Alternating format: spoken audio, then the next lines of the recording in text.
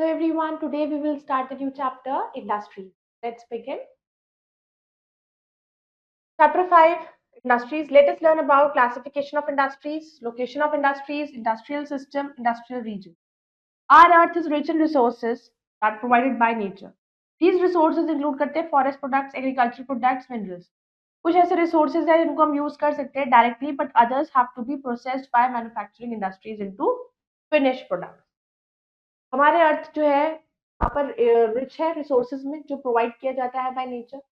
अब इन रिसोर्सेज में हमारा फॉरेस्ट भी आता है और एग्रीकल्चर प्रोडक्ट्स आते हैं, मिनरल्स आते हैं, पर कुछ ऐसे रिसोर्सेज को है जो हम डायरेक्टली भी यूज कर सकते हैं और कुछ ऐसे हैं जिनको हमें इंडस्ट्रीज में रॉ मटेरियल को प्रोसेस करने के बाद फाइनल कंज्यूमर तक पहुंचते हैं। मैन्युफैक्चरिंग क्लोजली रिलेटेड होती है अदर ऑक्यूपेशन से, सिंस वो डिपेंड करती है रॉ मटेरियल पर, food for workers, market for finish goods. तो मैन्युफैक्चरिंग हेल्प करता है पॉवर्टी और अनएम्प्लॉयमेंट को रिड्यूस करने में। तो position of developed nations as world power depend करता है लार्ज एक्सटेंट तक on the development of its manufacturing sector कितना डेवलप्ड है। Industrial revolution took place in Great Britain 18th century में। तब से इंडस्ट्रियलाइजेशन स्प्रेड हो गया to the rest of the world. Term industry हमने यूज किया to denote a productive activity in any sphere of life. Although ये जो word है ये usually brings to mind the images of, जब भी हमारे दिमाग में ये वर्ड आता है तो इससे हमें क्या सोचने को मिलता है, लार्ज फैक्ट्रीज एंड मिल्स जहाँ पर बहुत से मैकेनाइज्ड गुड्स प्रोड्यूस होते हैं। इंडस्ट्री एक्चुअली इंक्लूड करता है कोई भी इकोनॉमिक एक्टिविटी जिसमें प्रोडक्शन गुड्स का टेक्स प्लेस करता है। क्लासिफिकेशन इंडस्ट्रीज का, हमारा फर्स्ट प्राइम मिनिस्टर जो थे Pandit Jawaharlal Nehru, that called industries को वो टेम्पल कहते थे मॉडर्न इंडिया के। आगे आने वाले टाइम में वो इंडस्ट्रीज क्या है, टेम्पल, क्योंकि उससे ही सब कुछ चल रहा है, कितने लोगों को खाना मिल रहा है, कितने प्रोडक्ट्स बन रहे हैं। तो बहुत से several kind of industries world के अंदर हैं, मैन्युफैक्चर ऑफ स्पेशलाइज्ड प्रोडक्ट्स बनते हैं। इंडस्ट्रीज जनरली क्लासिफाइड होती हैं रॉ मटेरियल के बेस पर, साइज, ओनरशिप के। कई बार क्या होता है, एक ओवरलैप भी होता है कॉम्बिनेशन ऑफ फैक्टर्स की वजह से। इंडस्ट्री फॉल भी होती है मोर देन वंस कैटेगरी के अंदर। अब रॉ मटेरियल के बेस पे क्लासिफिकेशन, इंडस्ट्रीज को based on raw material classified होता है फॉलोइंग टाइप में। Agro based industry, raw material for these industries are होते क्रॉप्स जो कल्टीवेट होते हैं बाय फार्मर्स, जैसे कि sugar cane for sugar industry, jute plants for jute industry, cotton plants for cotton textile industry, vegetables and fruits for food processing industry.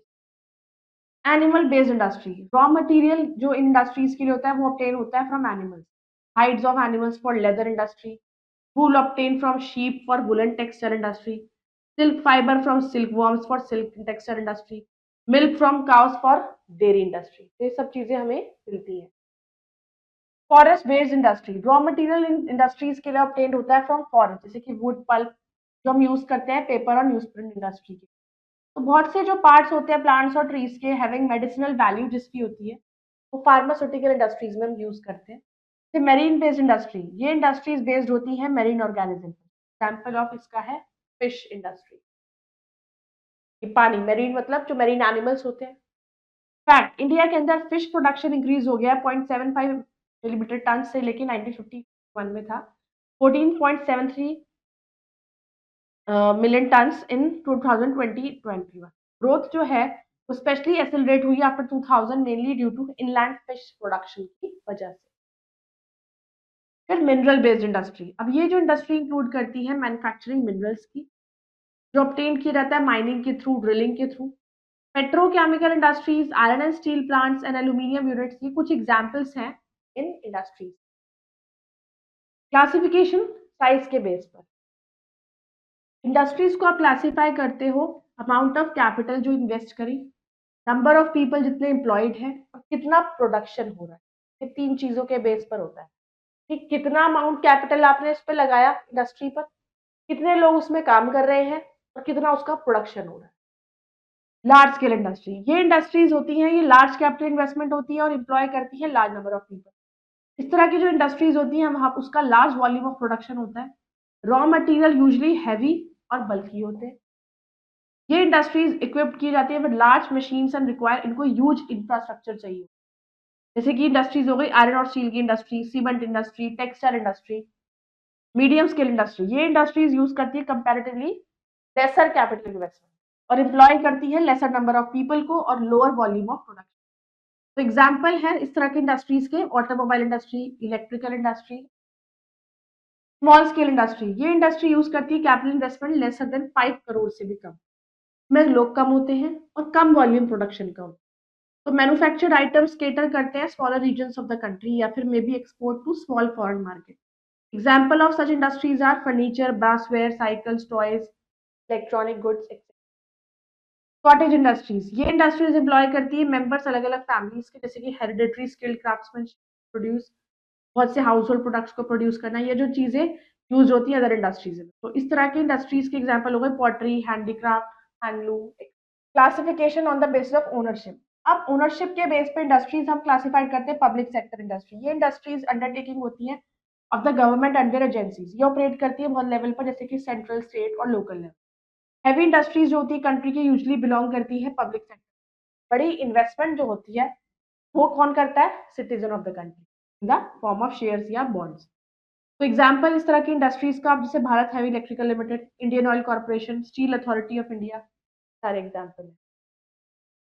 Private sector industries होती हैं जो own की जाती है बाय इंडिविजुअल्स या group of individual, जो use करते हैं अपने रिसोर्सेज को और फंड्स को। दोस्त जो बेस्ड होते हैं प्रोप्राइटरशिप पर, वो स्मॉल स्केल इंडस्ट्रीज होते हैं क्योंकि वो फंड होते हैं by individual. Thousands of small industrial units कम होती है, इस कैटेगरी में आती है। ये प्राइवेट लिमिटेड कंपनीज हैं as their own by individual. Private क्यों होती है? क्योंकि एक इंडिविजुअल इसको ओन कर रहा है। Other kind joint stock companies होती है जो फ्लोट करते हैं शेयर्स, जहां पर शेयर होल्डर्स का राइट होता है वोट करने का, and elect the board of directors को ये इलेक्ट करते हैं। ये गवर्न होते हैं by companies act and include firms जैसे कि Tata industry, Reliance industry, Hindustan aluminium company. तो ये पब्लिक लिमिटेड कंपनीज होती हैं, ऐसा public has shares in them. फिर आती है जॉइंट सेक्टर इंडस्ट्री, ये इंडस्ट्रीज ओन की जाती हैं, गवर्नमेंट भी करती है और इंडिविजुअल भी करती है या फिर प्राइवेट कंपनी। गवर्नमेंट और एंटरप्रेन्योर जॉइंटली पूल करते हैं अपने रिसोर्सेज को ताकि वो इंडस्ट्री चला सके। पार्टनर्स शेयर करते हैं इन्वेस्टमेंट कॉस्ट को, ऑल्सो प्रॉफिट्स को। Example of joint sector industries include करता है मारुति सुजुकी इंडिया लिमिटेड, जो एक जॉइंट वेंचर है इंडियन गवर्नमेंट का, and Suzuki company of Japan. Both Bharat aluminium company limited and Hindustan zinc limited jointly owned करे जाते हैं बाय प्राइवेट कंपनी, जिसको स्टरलाइट इंडस्ट्रीज लिमिटेड कहा जाता है, and government of India. Cooperative sector industry, ये जो इंडस्ट्रीज हैं ये कोऑपरेटिव सोसाइटी से बिलोंग करती हैं, जो फॉर्म की जाती है bye individuals under the cooperative society. Profit जो अर्न किया जाता है by the industries of the cooperative society, वो उसके मेंबर्स के पास जाता है जो उसने पूल किया है इन देयर रिसोर्सेज इंडस्ट्रीज को रन करने।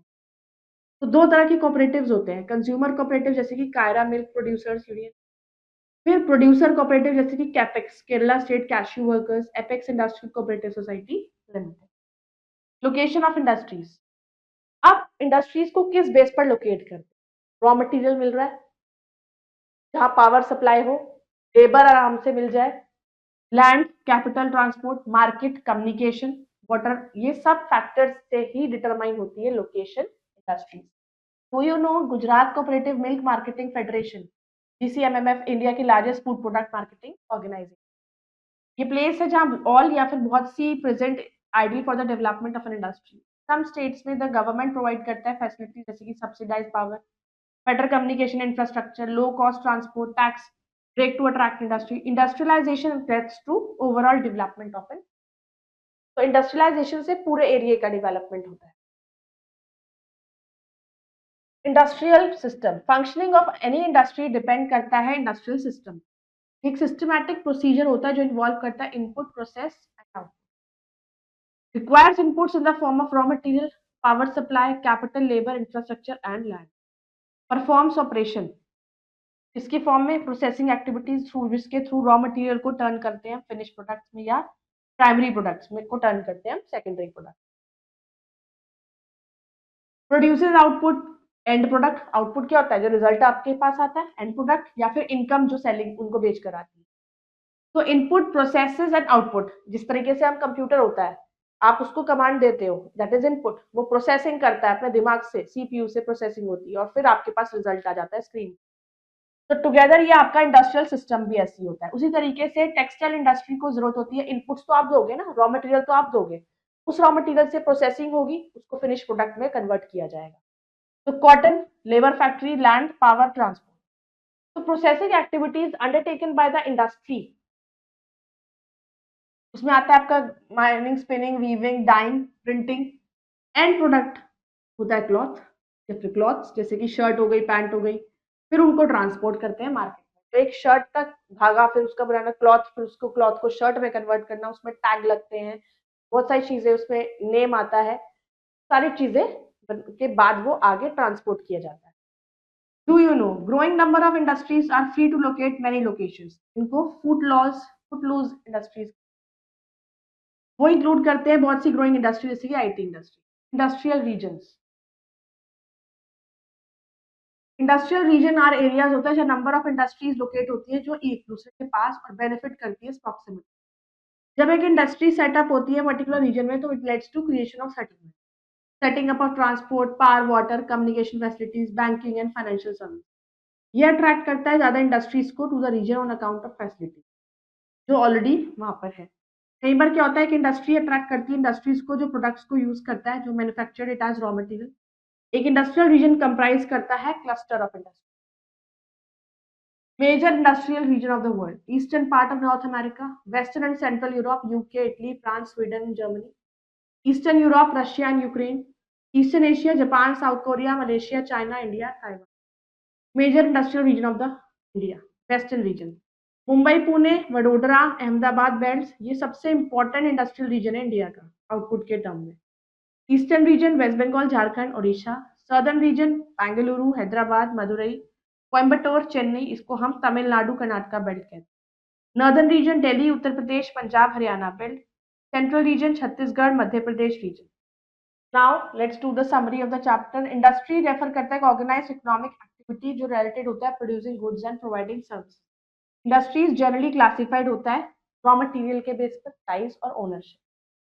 ओनरशिप के बेस पे इंडस्ट्रीज को हम क्लासिफाई करते हैं private sector, public sector, joint sector, cooperative sector, multinational, corporate.